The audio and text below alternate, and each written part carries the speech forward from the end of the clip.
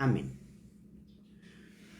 Bueno, fíjese que el día de hoy estamos en respuesta específica a una cuestión que ha sido llevada y traída innumerables veces en los últimos tiempos. Lo he escuchado a menudo, aunque esto tengo oyéndolo desde mi juventud, desde mi adolescencia, cuando yo comencé a inquirir en las cosas de Dios, en su palabra y en las cosas que el Señor enseña.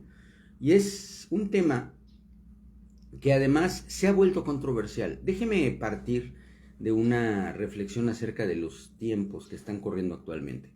Yo quiero decirle que hay muchas personas, y cada vez más, fíjese, que han cuestionado de manera a veces incisiva la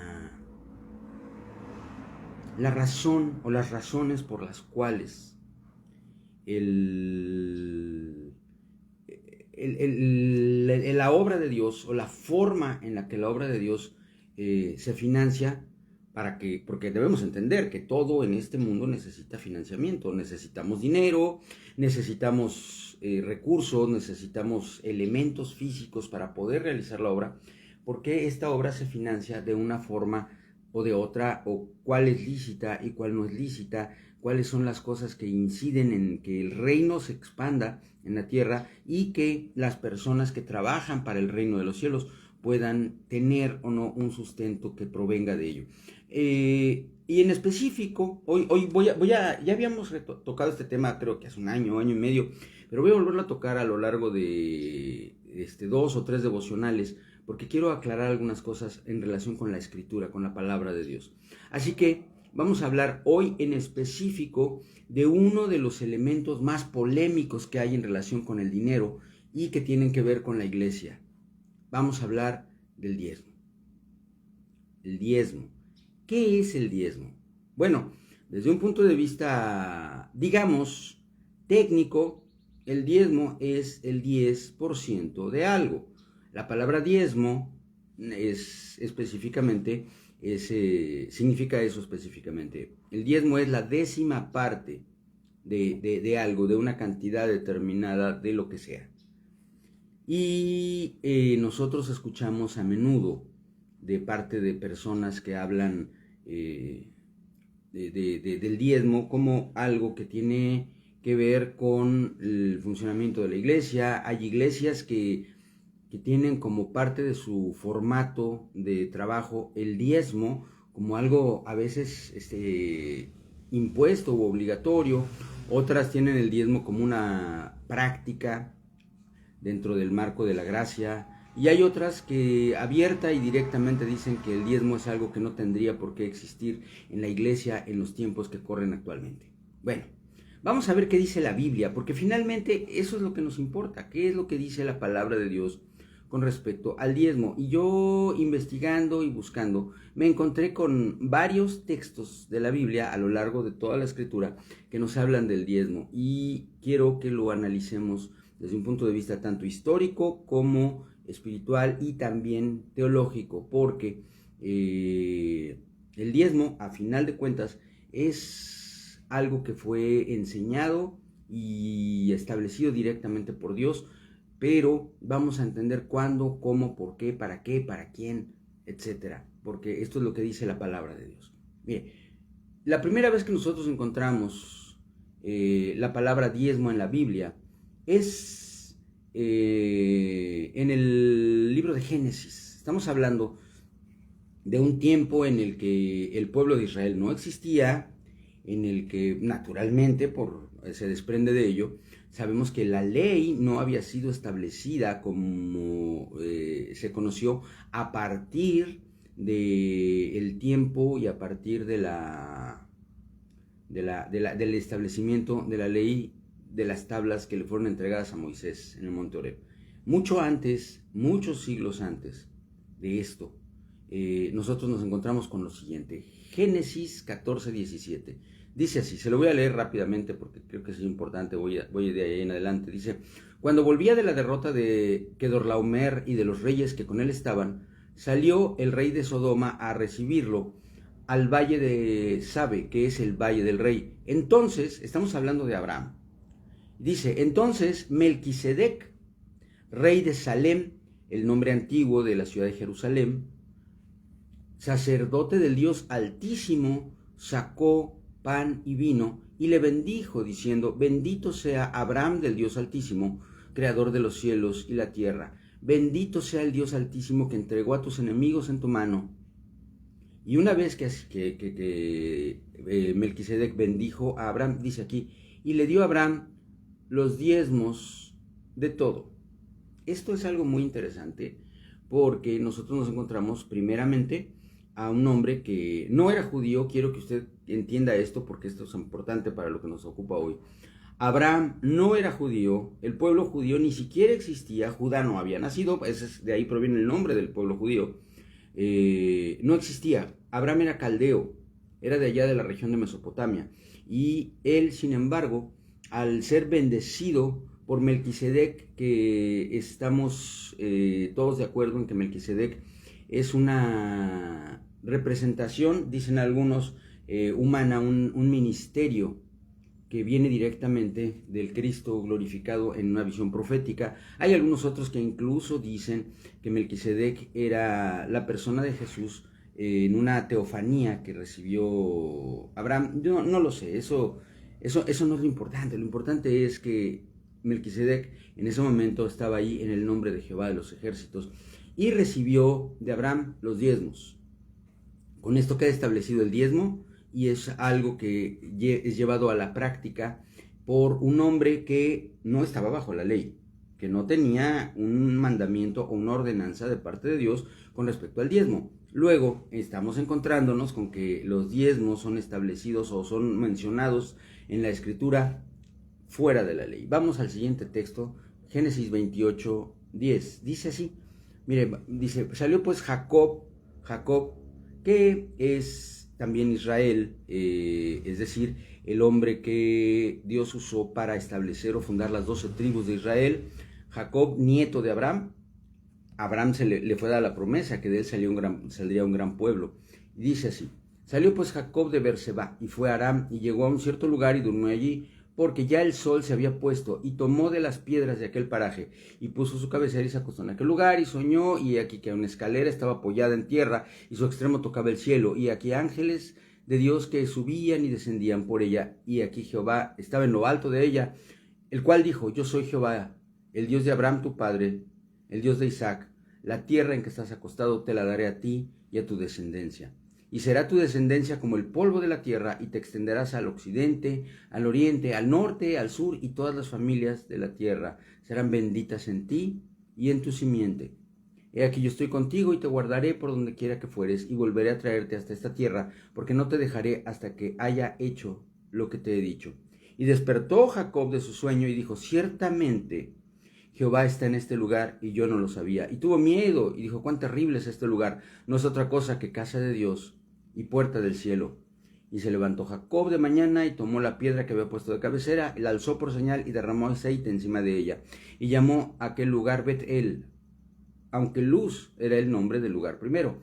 E hizo Jacob voto diciendo, si fuere Dios conmigo y me guardare de este viaje en que voy, me diré pan para comer y vestido para vestir, y si volviera en paz a la casa de mi padre Jehová mi Dios, y esta apuesta que he puesto por señal será casa de mi Dios, y de todo lo que me dieres, el diezmo apartaré para ti.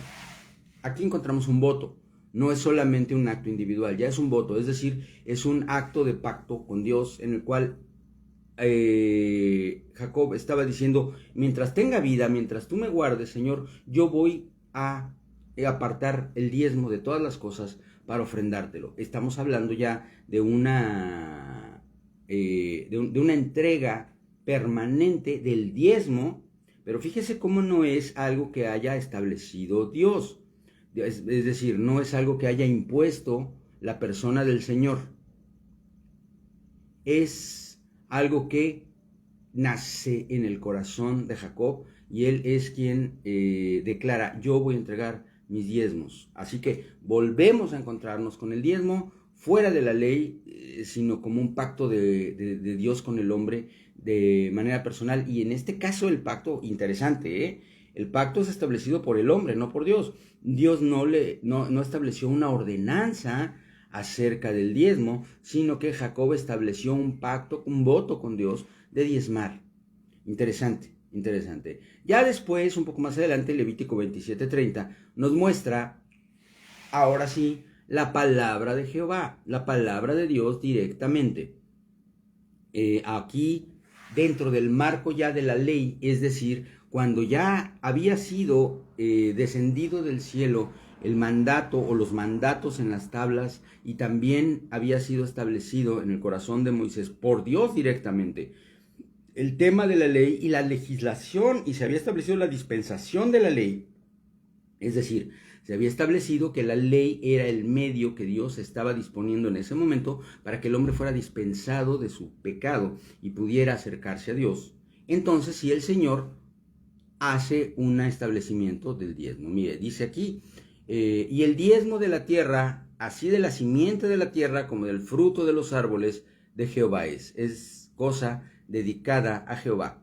Y si alguno quisiera rescatar algo del diezmo, añadirá la quinta parte de su precio por ello. O sea, si ese mes o esa semana no diezmaste, pues entonces cuando vayas a restituir ese diezmo, lo vas a hacer añadiendo la quinta parte. Y todo diezmo de vacas o de ovejas y de todo lo que pasa bajo la vara, el diezmo será consagrado a Jehová. Y no mirará si es bueno o malo, ni lo cambiará. O sea, el diezmo no se hace escogiendo lo peorcito, tampoco escogiendo lo mejorcito. Dios se provee de lo que Él necesita, y por eso, o de lo que necesita su pueblo, y por eso les decía, no escojas el 10% de lo que agarres sin escoger, eso entrégaselo a Dios. Y dice aquí, estos son los mandamientos que ordenó Jehová a Moisés para los hijos de Israel en el monte Sinaí. Entonces, aquí ya, hasta esta tercera ocurrencia, nosotros vemos que el diezmo está siendo establecido por Dios para el pueblo de Israel como parte de la ley.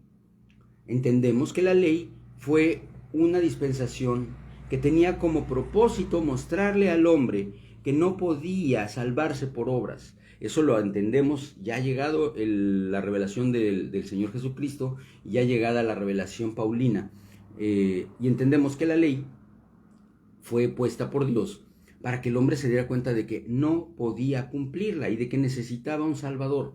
Este fue el propósito de la ley. Pero, entre otras cosas, la ley contenía el mandato del diezmo. Esto ya lo encontramos, como le digo, mucho más adelante, miles de años después de que el diezmo haya sido una práctica regular entre aquellos que buscaban al único Dios verdadero. Vamos adelante, ahí en Números nos vamos a encontrar con otro texto, Números 18-19, en el cual nosotros vamos vamos a empezar a entender algunas cosas, como por ejemplo el hecho de cuál es el propósito del diezmo, porque hasta aquí ya entendimos dos cosas. La primera es que el diezmo no es de la ley, el diezmo es algo de la humanidad con Dios. En segundo lugar, nos encontramos con que el diezmo nació del corazón del hombre, no fue un mandato divino, sino un pacto del hombre con Dios que se estableció. En segundo lugar, nosotros entendemos que el diezmo fue algo que ya cuando llegó la dispensación de la ley fue establecido como parte de la vida cultural, de la vida espiritual del pueblo de Israel como un mandato. Pero eso no quiere decir que el diezmo fuera establecido por la ley, ni tampoco establecido por Dios. El diezmo fue la entrega voluntaria de hombres de Dios, de hombres que amaban al Señor mucho antes de que existiera la ley. Pero ya dentro de la ley se vuelve un mandato y tiene un propósito. Dice aquí, en Números 18-19, todas las ofrendas elevadas de las cosas santas que los hijos de Israel ofrecen a Jehová, las he dado para ti y para tus hijos y para tus hijas contigo, por estatuto perpetuo, pacto de sal perpetuo es delante de Jehová para ti y para tu descendencia contigo. Le está hablando a Aarón, estamos hablando de la ley que establecía que los levitas, aquellos que tenían como mandato servir a Dios de tiempo completo, servir al Señor con todo su tiempo, con todas sus fuerzas, con todo aquello que necesitaban, o que tenían tiempo completo, 7 por 24, recibirían los diezmos para su sustento y el sustento de sus familias. Y Jehová dijo a Aarón, de la tierra de ellos, es decir, de lo que Dios le dio al pueblo de Israel, no tendrás heredad ni tendrás entre ellos parte.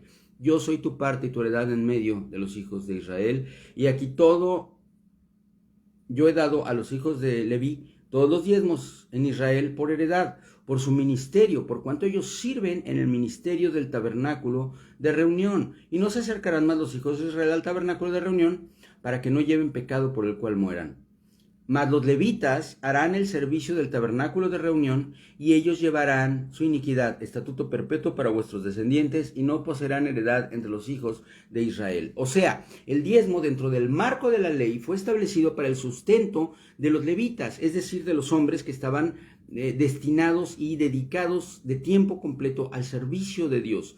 En aquel momento nosotros nos encontramos con algo bien interesante, y es el hecho de que los levitas estaban destinados a ser los depositarios de una gracia especial, la gracia de poder presentarse delante del Señor aún con su imperfección humana y no morir, porque ellos eran quienes llevarían dice aquí, la iniquidad de los hombres, el pecado de los hombres delante de Dios, para ofrendar por la propiciación en relación con ese pecado. Y encontramos nosotros la culminación de este ministerio en la persona misma del Señor Jesucristo, que fue al mismo tiempo sacerdote, altar y sacrificio.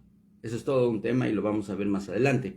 Pero en este momento recibámoslo así, porque estamos hablando específicamente del diezmo. Porque a los levitas, dice el verso 24, he dado por heredad los diezmos de los hijos de Israel, que ofrecerán a Jehová en ofrenda, por lo cual les he dicho, entre los hijos de Israel no poseerán heredad. Esto es muy importante, porque la que está diciendo aquí la palabra es que los diezmos les serán entregados a los levitas, y los levitas comerán del diezmo, pero todo eso es ofrendado a Jehová, no es ofrendado a los levitas, ni es algo que se le entregaba a los sacerdotes como un soborno o como un salario. No es así, se le entregaba a Dios y ellos tenían derecho a tomar de la mesa de Dios lo necesario para que pudieran vivir.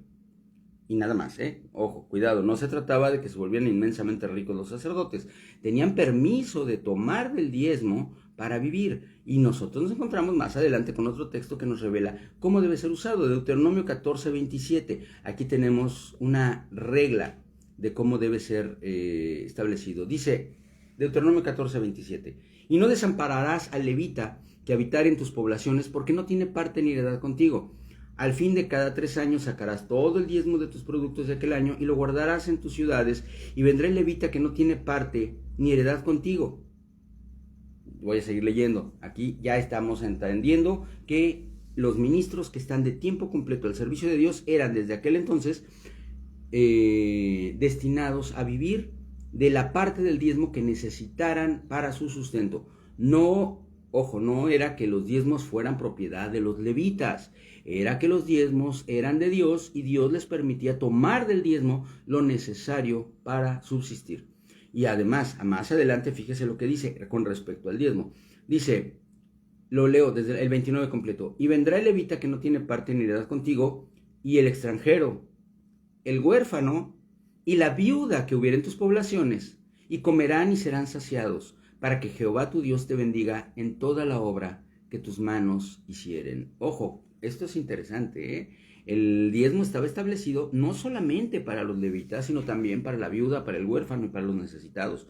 Sin embargo, era mandato de Dios, y así quedó establecido, que el diezmo fuese entregado en el templo a los levitas para que ellos, en el nombre del Señor, administraran con sabiduría y con honestidad esos diezmos, para que las viudas y los huérfanos de Israel, los extranjeros que llegaban sin nada con qué comer, sin nada en un lugar donde vivir, tuvieran su parte y fueran saciados, aun cuando también ellos, los levitas, tenían derecho a tomar de ese diezmo para poder subsistir. Así funciona el diezmo dentro del marco de la ley. Y bueno, pues como todos los seres humanos imperfectos, nosotros sabemos que los judíos en algunas ocasiones no eran fieles en relación con sus diezmos. Y esto es algo que Dios establece de una forma muy clara en Malaquías. En Malaquías el Señor nos muestra cómo bajo el imperio de la ley, bajo el gobierno de la ley, esto era algo obligatorio, el mandato del diezmo, que es un mandato ligero. Déjeme que le diga que el diezmo era muy ligero, pero ahorita que lleguemos al Nuevo Testamento vamos a ver y nos vamos a poner muy sorprendidos con lo que nos vamos a encontrar con respecto a la forma de darle a Dios en el Nuevo Testamento. Dice aquí, a partir de Malaquías 3:8, ¿robará el hombre a Dios? Pues que vosotros me habéis robado. Y dijisteis, ¿en qué te hemos robado? Y el Señor contestó, en vuestros diezmos y ofrendas. Malditos sois con maldición, porque vosotros, la nación toda, me habéis robado. Aquí en este texto, el texto 9, a nosotros se nos revela el espíritu de la ley. Porque el espíritu de la ley es un espíritu de condenación del alma, un espíritu que tenía como objetivo que la gente entendiera que su alma estaba condenada porque sus obras no alcanzaban a darles la salvación, sus obras no alcanzaban a satisfacer la justicia divina. Entonces, al hablarle el Dios al pueblo así, no lo está condenando, no lo está maldiciendo, sino que le está enseñando y le está diciendo, fíjate lo que estás haciendo, porque lo que estás haciendo te va a maldecir, pero el Señor no guarda silencio esperando la muerte y la condenación, sino que a tiempo redarguye, a tiempo exhorta, a tiempo enseña, y les dice, traed todos los diezmos al alfolí, y hay alimento en mi casa. ¿Alimento para quién? Para los levitas y para las viudas y los huérfanos y los extranjeros, ¿ok? Y probadme ahora en esto, dice Jehová de los ejércitos, si no os abriré las ventanas de los cielos. Y aquí empezamos a encontrar promesas de Dios para el diezmo. Promesas. No os abriré las ventanas de los cielos y derramaré sobre vosotros bendición hasta que sobreabunde. Reprenderé también por vosotros al devorador, y no os destruiré el fruto de la tierra, ni vuestra vida en el campo será estéril, dice Jehová de los ejércitos. Y dice la siguiente promesa, y todas las naciones os dirán bienaventurados, porque seréis tierra deseable, dice Jehová de los ejércitos. Palabra tremenda, palabra poderosa, pero también palabra bellísima y promesa preciosa que hay sobre el diezmo. ¿Se da usted cuenta? Ahora, vamos a hablar un poquito de legislación, porque esto es algo que vamos a comprender un poco más adelante. En el tiempo de la venida de Cristo, la ley, entendemos, no fue abrogada, es decir, no fue borrada, no fue cancelada. La ley fue cumplida plenamente, y cumplida plenamente esa ley, entonces la salvación tuvo lugar, porque la legislación acerca de la ley de Dios es, el que cumpla la ley es salvo. Y lo que hizo Jesús fue no decir, se cancela la ley para que se salve. No, dijo, yo cumplo la ley y me pongo en tu lugar para que en virtud del cumplimiento de la ley, tú seas salvo, solamente que en lugar de hacerlo tú, lo hago yo por ti. Esa es la gracia, ese es el regalo de Dios. Esto nos exime del cumplimiento de la ley, nos exime del cumplimiento de la ley en cuanto al ritual y en cuanto a la justicia divina, porque la justicia divina es satisfecha por Cristo Jesús. Y el proceso mediante el cual el hombre era cubierto del pecado del hombre, que era el sacrificio del Cordero que estaba establecido en la ley, es cumplido una vez y para siempre por el Cordero de Dios, que es Cristo Jesús, que Él es el sacerdote que ofrece el sacrificio del Cordero, es decir, se ofrece a sí mismo, y Él lleva el pecado de nosotros a la cruz en el sacrificio, siendo también el altar. Entonces, nosotros aquí encontramos la ley no cancelada, sino cumplida por Cristo Jesús. ¿Y el cumplimiento de la ley qué trae? ¿Cancelación de la ley? De ninguna manera, sino solamente una vida en la cual la ley ya no es una maldición, sino es una bendición. Y esta bendición es regulada en su tiempo para la iglesia, porque la iglesia viene a ser, como enseña la escritura, es amplio también, no lo voy a tocar en este devocional, si usted quiere que lo toco más adelante. La iglesia pasa a ser el Israel espiritual, el pueblo de Dios, que es depositario no de todos los estatutos y promesas que tiene el pueblo que es de sangre judío, pero sí de las bendiciones que son dadas a todo el pueblo de Dios. Y una de esas bendiciones que nosotros sabemos y que vivimos y que clamamos y que proclamamos todo el tiempo es todo aquello que se encuentra en el Antiguo Testamento y que son promesas. Nosotros todo el tiempo declaramos, sí, a mí el Señor me dijo, mira que te mando que te esfuerces y seas valiente, no temas ni desmayes porque Jehová tu Dios estará contigo a donde quiera que vayas. Yo tomo esa promesa en el nombre de Jesús. Y luego nos encontramos con que dice, y aunque andes en valle de sombra de muerte, aunque ande en valle de sombra de muerte, no temer mal alguno porque tú estarás conmigo. Yo me tomo de ese salmo en el nombre de Jesús. Y así sucesivamente le puedo mencionar infinidad de promesas que están en el Antiguo Testamento que fueron declaradas por hombres y algunas mujeres que formaban parte de un pueblo que estaba bajo la ley y las hacemos nuestras en el nombre de Jesús. Bueno, le voy a decir una cosa, esta promesa también es así, es una promesa, la que le acabo de leer, que podemos nosotros tomar, porque dice que aquellos que traen los diezmos al alfolí y que proveen para que haya alimento en la casa de Jehová, dice, os abriré, primera promesa, os abriré las ventanas de los cielos y derramaré bendición sobre vosotros hasta que sobreabunde. Es decir, hay una promesa de que no va a faltar en la mesa, no va a faltar techo sobre la cabeza, no va a faltar la ropa, no va a faltar lo necesario para la vida. Primera promesa. Segunda promesa, reprenderé también por vosotros al devorador y no os destruirá el fruto de la tierra. Es decir, todos aquellos ataques en contra de nuestra economía, de nuestros negocios, de nuestros empleos, de parte del enemigo, van a ser parados por Dios, porque esta es una promesa para los que diezman. Siguiente promesa, dice, ni vuestra vida en el campo será estéril, dice Jehová de los ejércitos. Es decir, todos los trabajos que emprendamos con nuestras manos van a prosperar. Estas promesas son dadas para aquellos que diezman. Y, naturalmente, así como declaramos el libro de Éxodo y declaramos el libro de los Salmos, también declaramos el libro de Malaquías y nos encontramos con que son promesas condicionales. Es decir, cuando dice el Señor a Josué, mira que te mando que te esfuerces y seas valiente, no temas ni desmayes, porque Jehová tu Dios estará contigo a donde quiera que vayas. Requisito, esfuérzate y sé valiente y el Señor va a estar a tu lado. Cuando nosotros leemos el Salmo 23 y vemos las promesas que Dios nos da con respecto a que Él es nuestro guardador, Él es nuestro pastor, nosotros nos encontramos con la condición de que tenemos que caminar en los estatutos, en las leyes, los mandamientos del Señor para que sean cumplidas estas promesas. Y hay un montón de promesas en la Escritura que dices, si guardareis mis palabras, mis mandamientos, mis estatutos y mis ordenanzas, yo os bendeciré, yo los guardaré de vuestros enemigos, yo os protegeré, etcétera, etcétera. Amén. Sí son condicionales. La salvación es incondicional. Pero una vez que formamos parte del pueblo de Dios, entonces la condición es que caminemos en sus mandatos y van a ser cumplidas las promesas. Aquí también tenemos un mandato que ya no es obligatorio como era obligatoria la ley para poder ser salvos y por lo cual los hombres nos perdíamos. Aquí ya nos encontramos con que la ley es algo opcional, la ley es algo que yo puedo optar por cumplir o no cumplir, y si no quiero cumplirla me atengo a las consecuencias, por supuesto, pero mi salvación no está en juego. Perdónenme el ruido, pero pues bueno, no podemos evitarlo, tenemos vecinos aquí.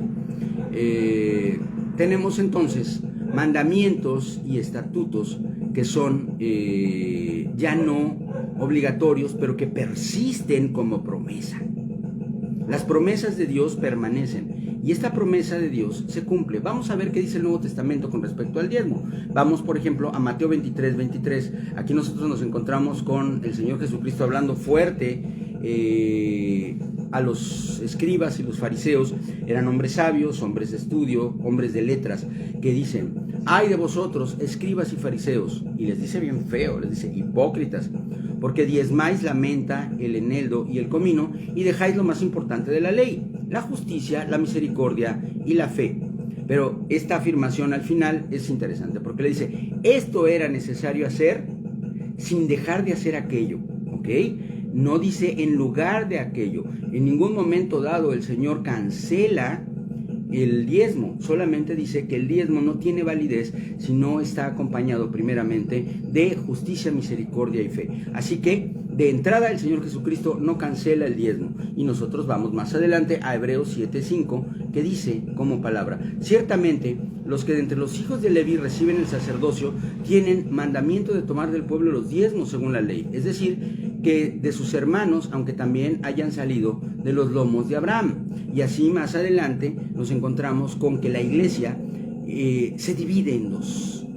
Se dividen los criterios. Si tenemos algunos de nuestros hermanos y hermanas que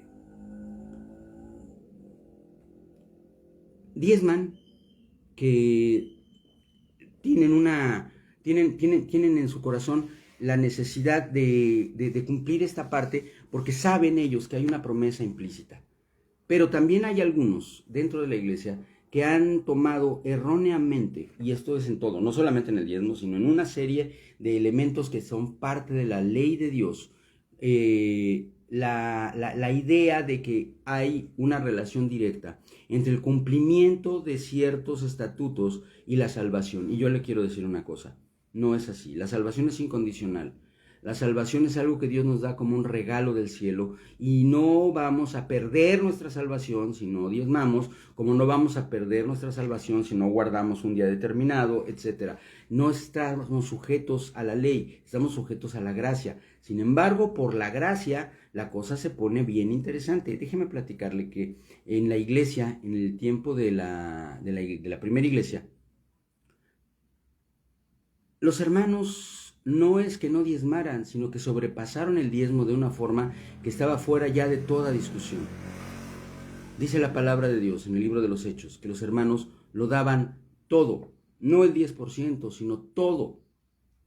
Todos sus bienes los ponían a los pies de los apóstoles para que fuera repartido. ¿Para qué? Para que los siervos de Dios tuvieran el sustento y para que los necesitados tuvieran, las viudas, los huérfanos y los extranjeros tuvieran que comer. Es decir, estaba cumplido el propósito del diezmo, pero era mucho más que el diezmo. El dador, decía por ahí mi maestro, el pastor Enoc Aguirre, decía, el dador más miserable del Nuevo Testamento fue Zaqueo.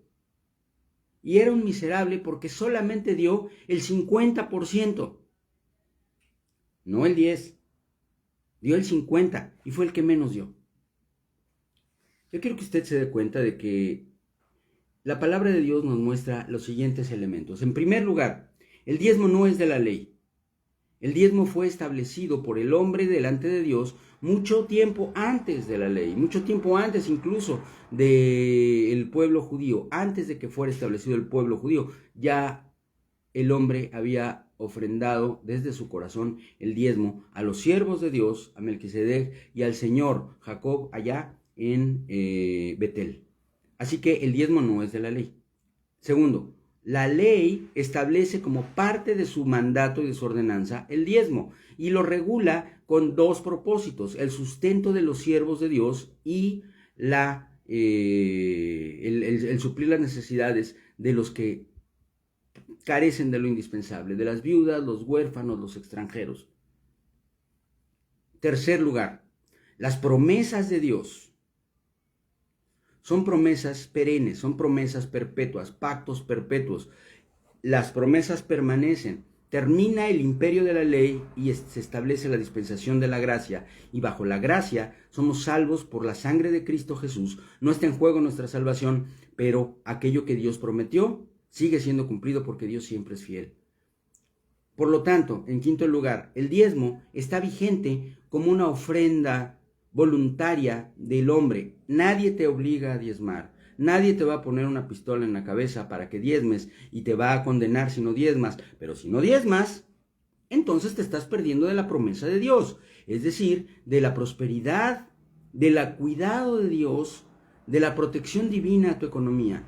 Y naturalmente pues estás perdiendo la bendición que tiene Dios para ti y para tu vida, de ser parte de la obra, del sustento de los siervos, de la construcción de la obra de Dios, del sembrar en el reino de los cielos, una siembra que está escrito en la palabra de Dios, que no tiene un fruto simplemente en lo material, aunque hay promesas en lo material, sino que también se atesora en el reino de los cielos. Así, yo concluyo con esto diciéndole: No, el diezmo no es una obligación en la dispensación de la gracia, pero no está abrogado, no está cancelado. El diezmo no ha dejado de tener razón de ser, ha dejado de estar dentro del marco de lo que es indispensable para la salvación. Pero cuando nosotros diezmamos, somos partícipes de las promesas de Dios. Si yo no diezmo y yo pretendo que Dios guarde mi economía, entonces yo estoy alejándome de la línea que Dios estableció. Si yo no diezmo y yo quiero que nunca falte el alimento en mi mesa, entonces yo lo que estoy diciéndole a Dios, ¿sabes qué, Dios? Yo quiero que tú me bendigas, pero a mí no me importa lo que tú esperas. Es un pacto con Dios. Los pactos son algo que se cumple por ambas partes. Y sabe que Dios es tan bueno, tan maravilloso, tan misericordioso, que si usted no diezma, de todos modos Dios le va a bendecir. Si usted no diezma, de todos modos Dios va a cuidarle. Sin embargo, así como con el diezmo, así con cada una de las cosas que Dios nos ha mandado, amar al Señor, amar a nuestro prójimo como a nosotros mismos, extender nuestra mano al necesitado, darle de comer al hambriento, darle de beber al sediento, así como nosotros hemos atesorado tanto los mandatos como las promesas de Dios, así entre todos ellos se encuentra el diezmo. El diezmo entonces, sin ser una obligación de la ley, sí es un privilegio que Dios nos da y que está sujeto a promesas maravillosas que vamos a ver cumplidas en nuestra vida. Y hay infinidad de ejemplos, y yo sé que hay muchos testimonios de hombres y mujeres de Dios que pueden declarar, yo diezmo y a mí Dios me ha bendecido. Yo diezmo y Dios ha guardado mi economía. Yo diezmo y Dios me ha cuidado más allá de lo que yo esperaba. No quiere decir que si yo no diezmo, Dios me va a abandonar y me voy a ir al infierno, pero hay promesas que están sujetas a que yo sea a mi vez un cumplidor de la palabra. Piense en ello, medítelo, analícelo y tome decisiones en su vida que son decisiones que están regidas por la gracia de Dios, no por la ley ni por una obligación, sino por la gracia. Entiéndalo de esa forma, vívalo de esa forma, gócelo de esa forma, y así como usted lo goza y usted lo vive, así Dios va a darle a usted la posibilidad y el privilegio de ser parte de la obra de Dios, de sembrar en el reino de los cielos y de ver el crecimiento no solamente de la obra de Dios, sino también de su vida personal en el aspecto material, que ahí es en donde recaen las promesas derivadas de diezmar. Medítelo, piénselo.